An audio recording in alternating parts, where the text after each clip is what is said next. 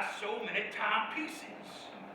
Well, every year at the annual Cosmopolitan Shoe Convention in St. Louis, a 17-jewel, solid gold, Swiss Movement Hamilton watch is presented to the ranking salesman of the year. 15 of them watches have been awarded to me. Now, I think that means something. I think that represents something in the line of achievement, don't you? Young man, I'm talking to you. I'm talking for your benefit. And I expect the courtesy of your attention until I'm through. I may be an old war horse. I may have received the last of my solid gold watches. But good manners are still a part of the Rose tradition, and part of the South tradition.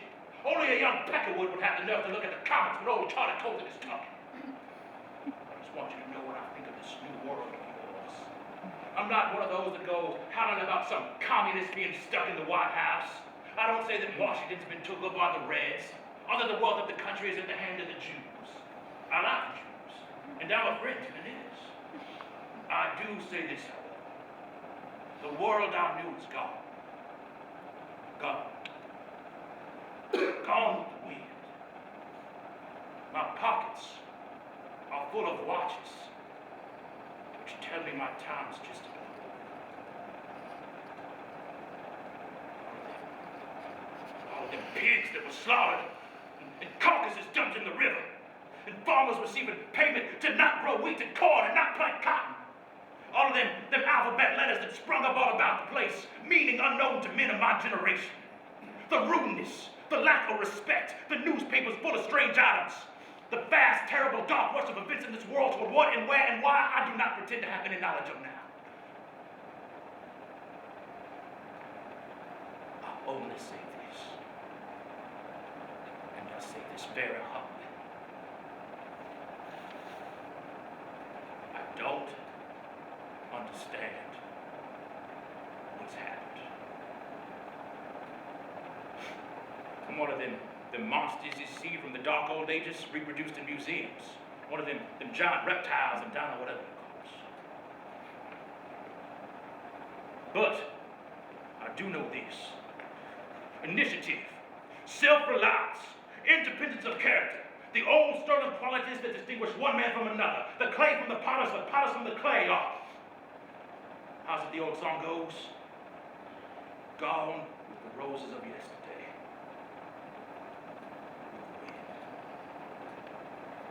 My point is this. The all-leather slogan is not what sells anymore. Not in shoes and not in humanity either. The emphasis isn't on quality.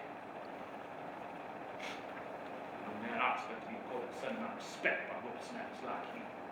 I belong to tradition. I am a legend, known from one end of the Delta to the other. From the Peabody Hotel in Memphis to Catfish Row in Vicksburg. Mr. Charlie!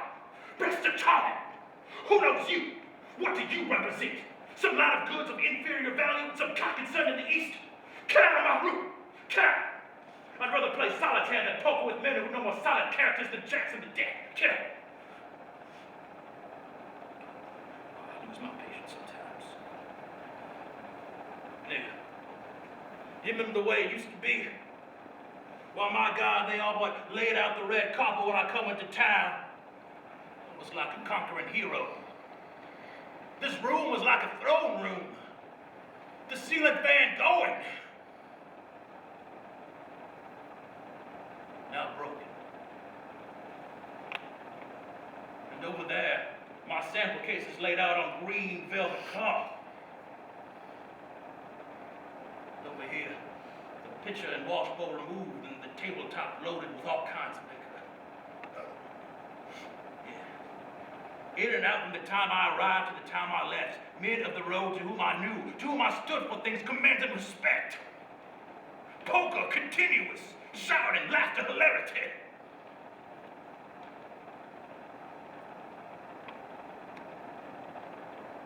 Where have they all gone to?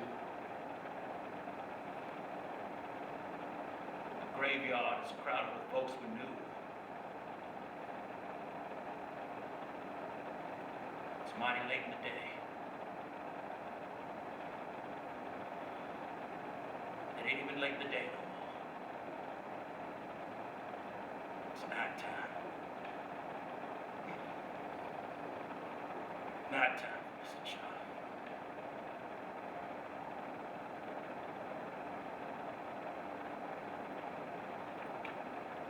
I was born in this town. This is the town I was born in and lived in until 10 years ago, St. Cloud. I was a 12-pound baby, normal, healthy, but with some kind of quantity X in my blood. A want, a need to be different. The crowd that I was in with, they're all mostly still here in what they call settled down, gone into business, married, raising children. And the little crowd that I was in with, that I used to be the star of, was the snob set. The ones with the big names and the money. I didn't have either. What I had was beauty. No matter how sad being gone now. Well, the others are now members of the social set here. The girls are young matrons and members of bridge clubs. And the boys belong to the Junior Chamber of Commerce and riding the Mardi Gras floats. Wonderful. No. Boring.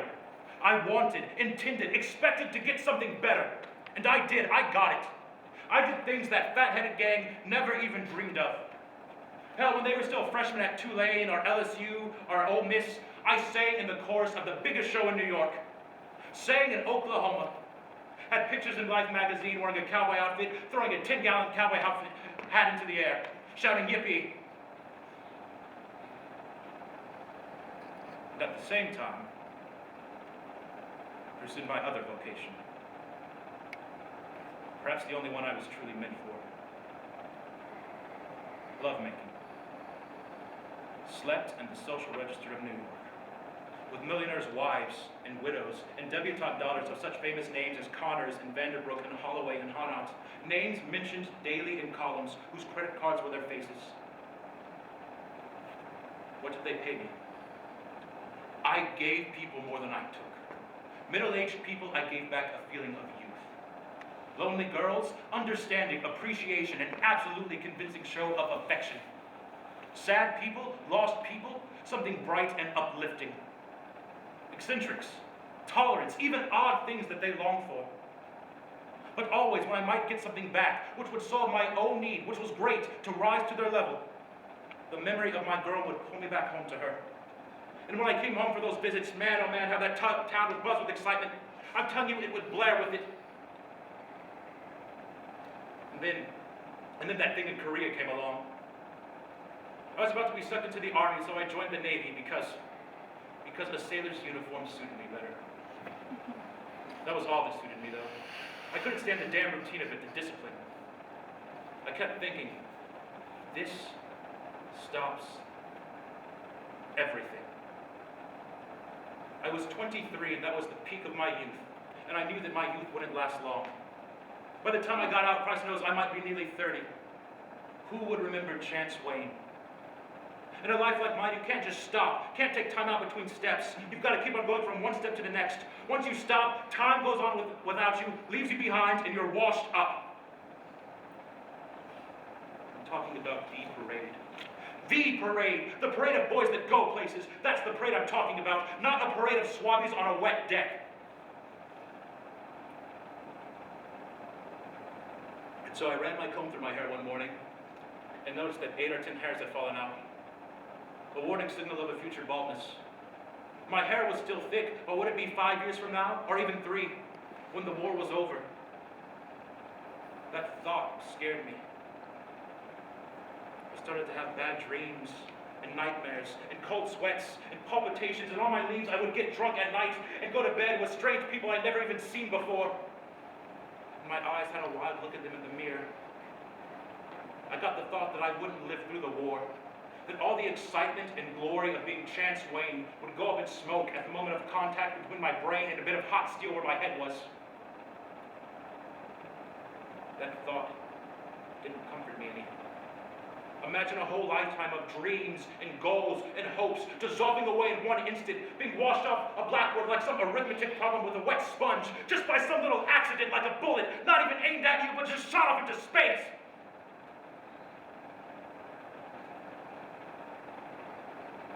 So I cracked up. My nerves did. Got a medical discharge at the service, came home in civvies.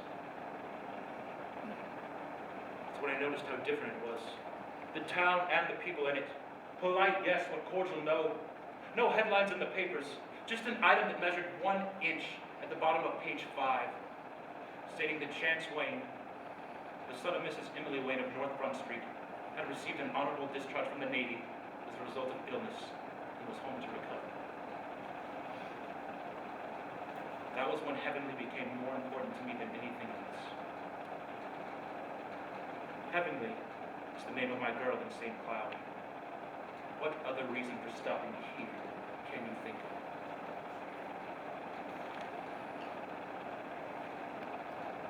This is the photo I took of her one night on Diamond Key, which is a little sandbar about half a mile offshore.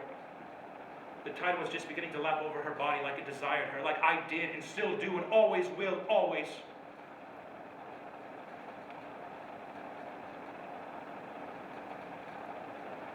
Heavenly was her name.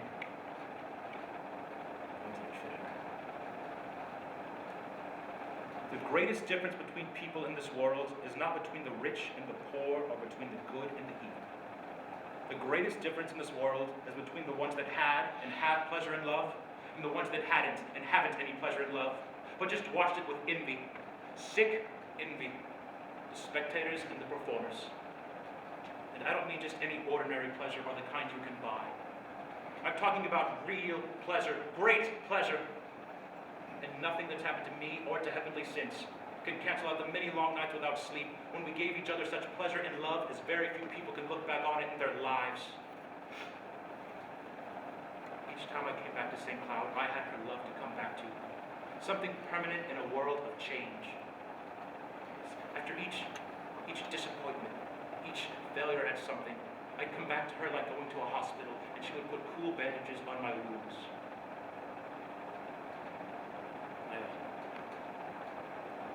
I would have married this heavenly little physician. But you see, Heavenly is the daughter of Boss Finley, who happens to be the biggest political wheel in this part of the country. He figured someone like his daughter rated me 100, hell, 1,000% better than me, Chance Wayne. The last time I came to town, she phoned me from the drugstore and told me to swim out to Diamond Key, that she would meet me there. I waited a long time, till almost sunset, until I heard the putt-putt of an outboard motorboat. There she was in the distance. The sun was behind her. I squinted.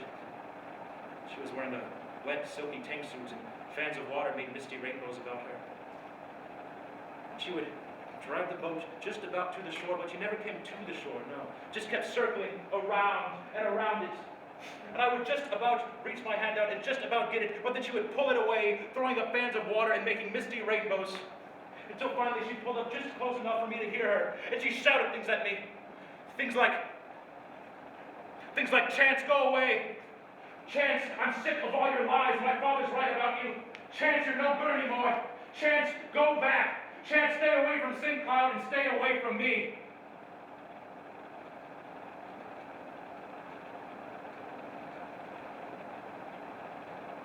The last time around the sandbar, she shouted nothing. Just waved goodbye and turned the boat back to shore.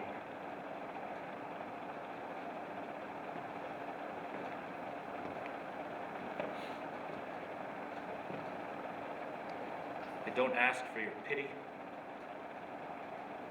but just for your understanding. Not even that, no. All I ask, the only thing I ask, is for your recognition of me and you, and the enemy, time, and us all.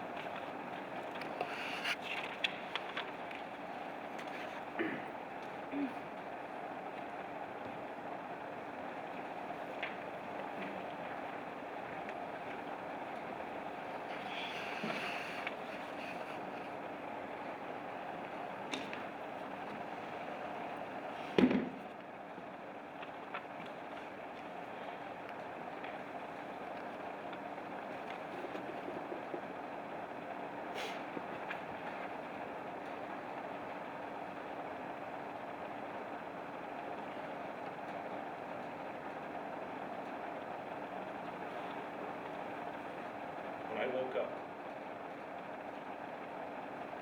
I was in a bathtub full of melting ice cubes and Miller's High Life beer.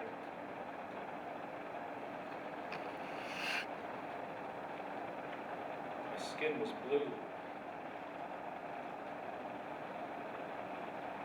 I was gasping for breath in a bathtub full of ice cubes. I'm sore all over, like I'd been kicked down the stairs. Not like I tripped, but like I'd been kicked.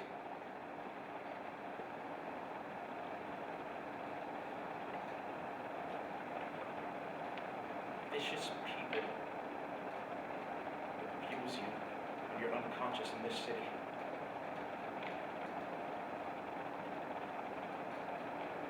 I remember one time when my hair was shaved off. And another time, they stuffed me into a trash can in the alley, and I've come to with cuts and burns all over my body.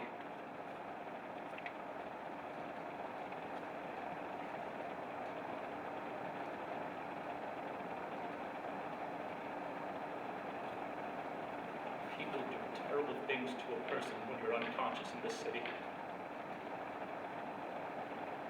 And when I woke up, I was naked in a bathtub full of ice cubes.